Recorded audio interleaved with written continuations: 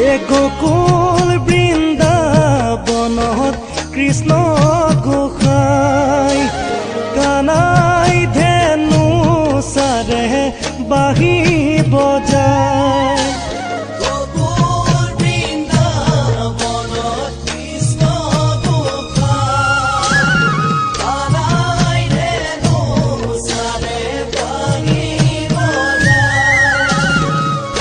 বাঁহী মাতে শুনি ও ৰাধে মাই যমুনাৰ বালিতে কলচি